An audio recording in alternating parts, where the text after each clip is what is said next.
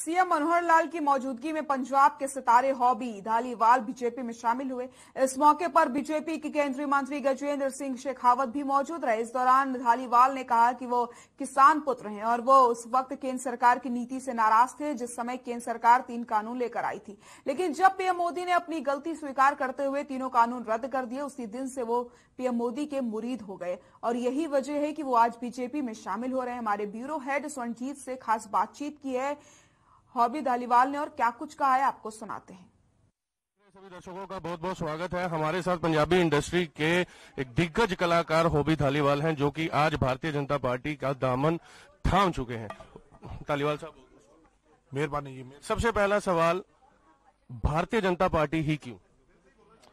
क्योंकि पार्टी दियां पॉलिसीज बड़ियां चंगियां ने, उन्हां दी वर्किंग बड़ी अच्छी है और मुझे अच्छा लगा कि जैसे उन्होंने एक कानून बनाया, लगा कि कानून बदलना चाहिए, रद्द होने चाहिए, तो रद्द हुए।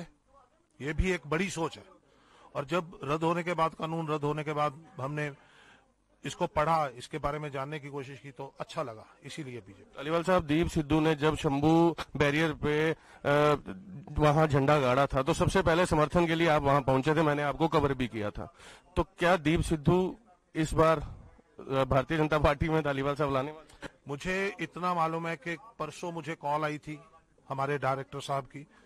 वो बोले कि जोरा रीलोडेड, जोरा 10 नंबर या जोरा 2 और अब जोरा रीलोडेड ये कर रहे हैं।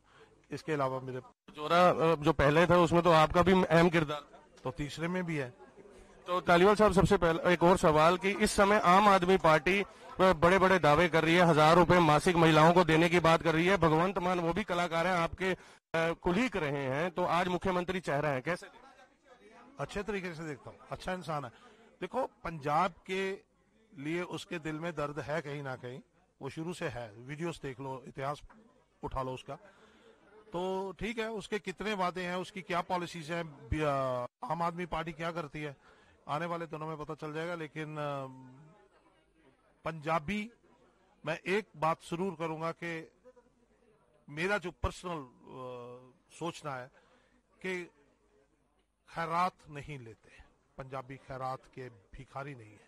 खैरात नहीं लेते आपने कहा, लेकिन कांग्रेस पार्टी तो सभी करती है, सभी करती है। मेरी आज पहले दिन है, मेरा ये सबसे बड़ा पॉइंट होगा कि हमें कामयाबी दीजिए, हमें एक्सपोजर दीजिए, हमें इंडस्ट्री दीजिए, हमें एजुकेशन दीजिए, हमें सेहत दीजिए,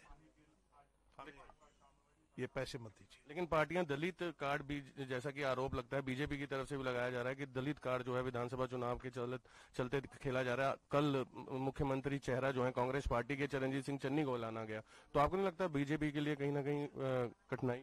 नहीं होगी, कठिनाई नहीं होगी, क्योंकि पहली बार चुन लड़ रही है बीजेपी इंडिपेंडेंटली काफी सीटों से। बेशक अलायंस है 2 और पार्टी से, लेकिन मुझे नहीं लगता कि ऐसा कोई पत्ता नहीं है। अब यार, इंसानियत बराबर है, आप कैसे खेल सकते हो?